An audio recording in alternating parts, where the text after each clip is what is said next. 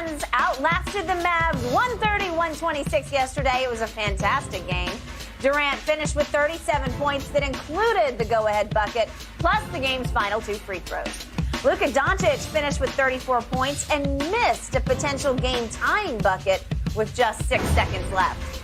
All right, Shannon, this was a fun one to watch. What's your biggest takeaway from the game? Well, Skip, I kind of wanted Luka.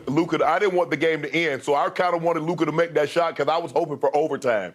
But what we saw on display yesterday was 4 of the top offensive players that the NBA has to offer, and they did not disappoint. KD was in his bag, 17 shots, 37 points. D-Book, now, Skip, here's the thing. D-Book's doing a lot of talking. You know why? Because he has the ultimate big brother now. Skip, I'm a younger brother. I got a big brother that was 3 years older than me. Yep. I did a lot of chirping because I wasn't worried about anybody beating him. Yep. So I did a lot of chirping. And you see D-Book's about to start to do a lot more chirping. And I agree with Luka. Luka says, I got no problem. I like the competitive. I like the chirping going back and forth. But next time, let's not just wait till it's like 2 or 3 seconds in the ball game. Yep. Let's start this thing from the jump ball. Once we get to center court, and we start going up and down the court, let's keep that thing. Because Luka was giving to Book yesterday. Now, he didn't shoot a high percentage, but he got to the foul line, I think, 19 times, Skip. He did? Yep. He got 19 times. And 17 or 19, Skip, I think you can live with that. You said he's a poor free throw shooter, but he's working on it. He's become a better free throw shooter. He has. Kyrie was sensational. I mean, what can I say, Skip? I don't know if we're going to get a matchup again like this, hopefully.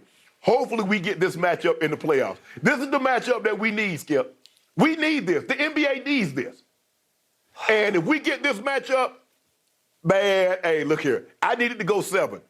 I really need this matchup to go 7. But, Skip, it was an outstanding ball game. And let me tell you why I can't take a whole lot of – because I just got to take what you said. You tell me Kyrie and Luka not going to work, and they're not that good. So how should I give – what grade should I give the Suns when they beat a team that the dynamic duo ain't going to work anyway, and it's not going to – and Luka's not happy? Now, it was reported now, I don't know how true it is, that Luka signed off that he wanted Kyrie. That's what they said. Why would he – Yep. Skip, why would he not? Because he's going to make your job a lot easier. Because there are going to be times that when you're winded, you can go get the ball to Kyrie and stand in the corner. Yep. As a matter of fact, you can go to the concession stand because he's going to do his thing. But it was an outstanding ball game. Yes, the Suns now with Book and KD, or KD and Book, let's put KD first. KD is the big gun. With KD and Book and Chris Paul doing what he does, Skip, what he give you yesterday? 11? He gave you 11 points and 7 assists. Okay, fine. But Skip, they're gonna be tough now. They're gonna be a tough out because they can go get those buckets. And you see at the end of the game, Skip, and that's what KD was able to give Golden State. A guy that you can put the ball in his hands at damn near half court and say, KD, go get a bucket. And he's gonna either get a bucket, he's gonna get a great look. Skip, ain't gonna be no heave shot where they made it a tough shot. You can't make Kevin Durant take a tough shot. He's 7 foot tall and he's shooting the ball at a 10-foot apex. So how can you make him take a contested shot? You better double him and get the ball out of his hand. But Skip, this game was everything the NBA hoped it would be, and I couldn't take my eyes off it because it was like 4 of the greatest players that we have in today's game going bucket for bucket, shot for shot. I will second your emotion. But I have some very different takeaways from the final score. Okay. And I'm going to start with the start, which is that 7-foot monster who used to be with Kyrie in Brooklyn and is now a Phoenix Sun. And I do believe he chose Phoenix because he wants to do everything in his power to help Chris Paul finally win a ring at his advanced age. Yes. Okay, so yesterday, and I'm going to try to be nice about this, to me, that game was why I've always said that I believe Kevin Durant's a little better, just a little better overall than LeBron James. He's a much better shooter, obviously, than LeBron has ever been. Not scorer, just shooter. And I believe he's been a little more clutch than LeBron has been able to be, especially from the late game free throw line. So all of a sudden I look up and Kevin Durant is leading the NBA in free throw shooting at 7 feet tall. It's just impossibly great. And he is setting records, their third level records this season for mid-range jump shooting, nobody really cares, but if you look at the third-level stats, you say that's impossibly great. He's making like 60% of his mid-range jump shots. But what I loved the most about yesterday was, Shannon, he scores 37 on 17 shots. It's impossible. He has the lowest ego of any superstar I've ever seen. He does not demand the ball. He doesn't need the ball. I was pulling my hair out for a while because there was one stretch of that game with 9 minutes left in the second quarter, he had 16 points, really 9:28. And he went over a quarter, say a quarter and a fourth of a quarter, before he even touched the ball again. And I'm saying, what are you guys doing? In that stretch, Josh Okogie was going 0 for 8 from 3 because, Shannon, as you know, when you got Kevin Durant and Devin Booker with Chris Paul orchestrating, there's going to be one free shooter on every possession. I mean free shooter as in unguarded, uncontested shooter. So they tried Josh Okogie, who will defend at high level, and he plays his tail off. And then in the second half, they go to Ish Wainwright, who, I don't know if you remember, he played at Baylor, and he's more of a defensive player. He actually played tight end, your position, at Baylor for a year, and then tried out for the Buffalo Bills as a tight end. And I'm saying, that Ish Wainwright? And they throw him in yesterday, and he made 4 out of 5 threes in the second half, and it was big to the outcome of the game. They needed him. They needed it badly because somebody is going to be dared to I'm talking about dared, and it's going to be the short corner shot where you're just over there by yourself and you just got to make them.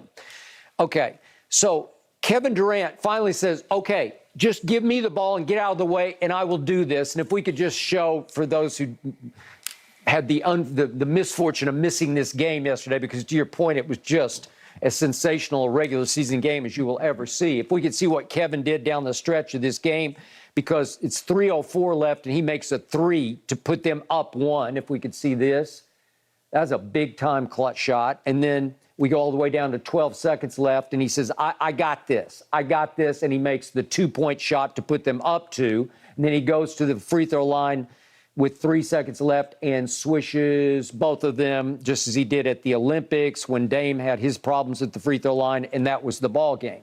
Okay, so that's that guy.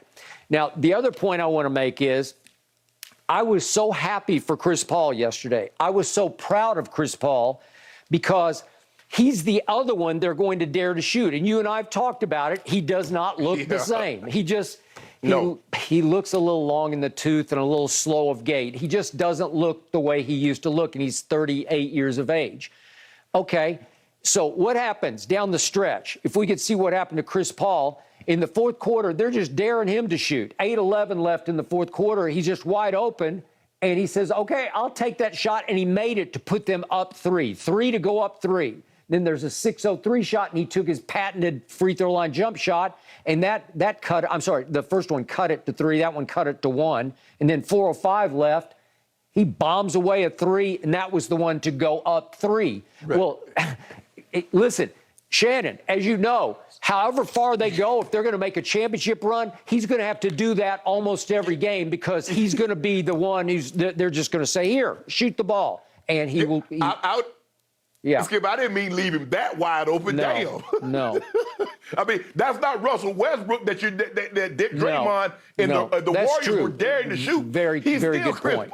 He's still Chris Paul. You know what? I don't care how old he is, he can still make that shot. He can still shoot it, yes. Yeah. Okay. But I think the thing is, Skip, you got to wear him down. You got to wear him down by picking him up 94 feet. You can do that. Remember what the Pelicans did to him with Alvarado? They did. Wear him down. Yeah. I got you. Okay. So when I look at usage rate yesterday on both teams, for the visiting Suns, Book had the ball for 36% of the time, and Kevin had the ball for 26% of the time, and Chris Paul had the ball for only 13% of the time. This is Chris Paul, the quarterback, the orchestrator, the maestro. Usually that would be flipped where he would have it, 30% of the time, but he only had it 13%, and he barely touched the ball before he shot it at the end of the game. Okay, now you flip around to the other team. Now back to your man Luka. Usage rate, he was off the charts yesterday. He had close to 50% usage. It was 47%. Kyrie had it 30% of the time. So yesterday was the first time to me that I saw Luka say, yeah, okay, I wanted Kyrie, but in a game of this magnitude, a big national TV game on Sunday afternoon, I am going to have the ball in my hands, and I'm going to shoot the most shots. And he shot 23 times to 19 for Kyrie. In the fourth quarter, I told you the stat going into the game. In the fourth quarters they'd played together, Kyrie had shot it 49 times to Luka's 13 times. Well, that got even. He evened the playing field yesterday because they both shot it 5 times in the fourth quarter. Okay, now here's my problem with Luka. To your point, he only made 8 of 23 shots from the floor and 1 of 9 from 3 while turning it over a game-high 5 times. He did not have his best game. In fact, if you look hard at what happened in this game, he was the biggest reason Dallas lost the game, not to mention that he missed, obviously, the tying shot at the end. But, Shannon, here's my issue with him, and we've talked about this before, and I know you share some of this. I'm getting to the point where I can barely watch him play basketball because he argues, he pouts, he whines, he bitches, he moans every single call. It doesn't matter whether he makes the shot or doesn't make the shot, he got fouled. He wants an and one or he wants 2 free throws. Every single time. He wants 3 free throws. It wears me out as a basketball fan because after a while I just say, stop it, or I'm going to turn this off because it just wears on my psyche because it's every single play. He will not give it up. Now, can you argue that he got a call at the end? I thought that last play, if we could see the last second shot that he took and missed. They could have easily called him for a charge. It's Okogie, and he just throws him out, just throws him out of the way. He just says, here, get out of my way. And I thought it was. And yet, that non-call, maybe he got it because he just bitched the whole game, and they finally said, okay, let's give him this one. Okay, so now this leads to the Booker confrontation or incident. I don't know if it's a confrontation, but yeah. Okay, so to me, it looked like Devin Booker just walks over to the spot and he's pointing to the floor and talking to the ref. How could you not call this? And he may have thrown in a couple of words toward Luka. I don't know. That's what Luka suggested, that he called him something. I don't know. I could think of a lot of words you could call him. But maybe he made some crack about how you do bitch and moan about every call. Right. And